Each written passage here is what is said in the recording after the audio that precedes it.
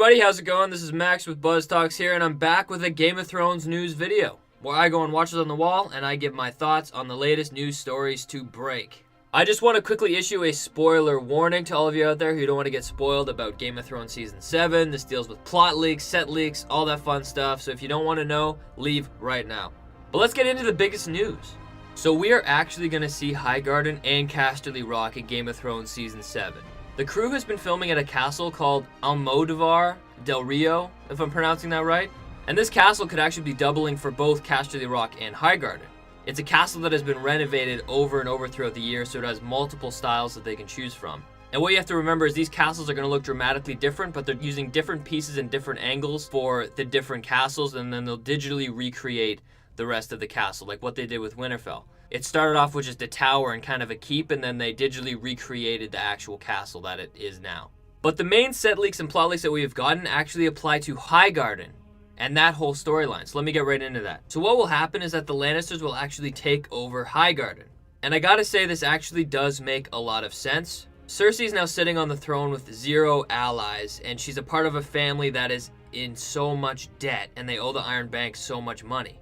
And since she already exterminated the richest house in the Seven Kingdoms, only leaving Lady Olenna, it would make sense to capitalize on the opportunity and take all of their wealth. So I think from a strategy point of view, it does make sense to move in and take over the Reach and maybe put somebody in power that will actually be loyal to the Lannister cause. Because Cersei has so many people against her, she doesn't want the Iron Bank sending in a faceless man to come in and assassinate her. She wants to make sure she's on good terms with the banks so they don't fund her enemies. So the Lannisters end up taking Highgarden, and we know this because we see a Lannister flag flying over the castle.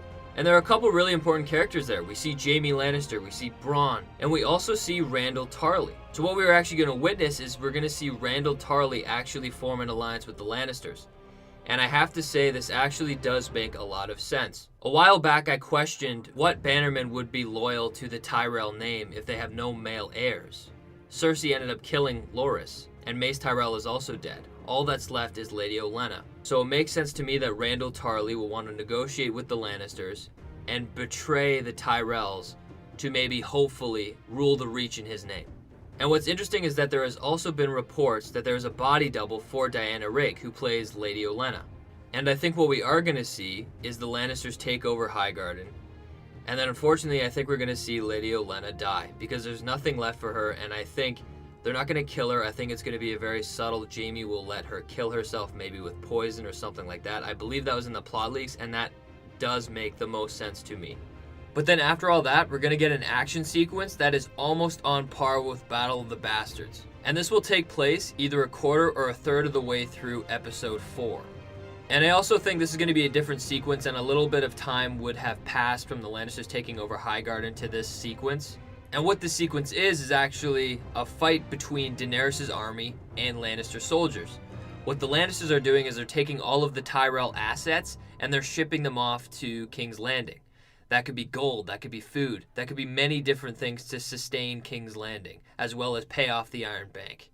So we're going to see a lot of different things. We're going to see dothraki actually attacking the caravans that are actually being carried away to King's Landing from Highgarden. And on the set, they've actually seen a lot of horses charging towards an imaginary enemy, which is going to be CGI filled, I'm sure. And we're going to see Daenerys flying her dragons, which is interesting. So what Daenerys has to think about with flying these dragons is you don't want civilian casualty of your own men. You don't want her flying through the battlefield, crisping all of her enemies while the Unsullied or while the Dothraki are a part of that fight. So maybe she's using Drogon or her dragons to burn some of these caravans that don't mean anything to her. But it makes sense for me that she would also want to keep these assets, keep the food, keep maybe some gold to sustain her people. Now, what I find most interesting about this sequence is that Jaime and Bronn are going to be a part of the ambush. Now, what I love about this, and this hasn't happened yet in Game of Thrones, is that we have a fight between two sides where fans like characters that are fighting on both sides. So it creates kind of a scary divide where we kind of want Daenerys to win the war against the Lannisters, but at the same time, we're so scared that Jaime or Bronn can get hurt. And I think there's a lot of drama that can kind of be picked out with that. You have Daenerys flying her dragons, fighting off Lannister men. You have Tyrion just standing outside of the fight in a safe place but watching. And you have Jaime and Bronn kind of stuck in the middle of the chaos between the Dothraki and the dragons. And this, I think, is where the majority of the drama is going to come from. Like in Battle of the Bastards, we follow Jon. I think it would be great if we follow Jaime and Bronn as they try to defend themselves from the Dothraki, and we see them overtaken by dragons. But I think for this scene to really mean something, I think Bronn should die. I think it would be the perfect opportunity for Bronn to be killed, either by a Dothraki soldier or something. And the reason why I think it's perfect is because Bronn has become so close with Jaime, but has also been really good friends with Tyrion.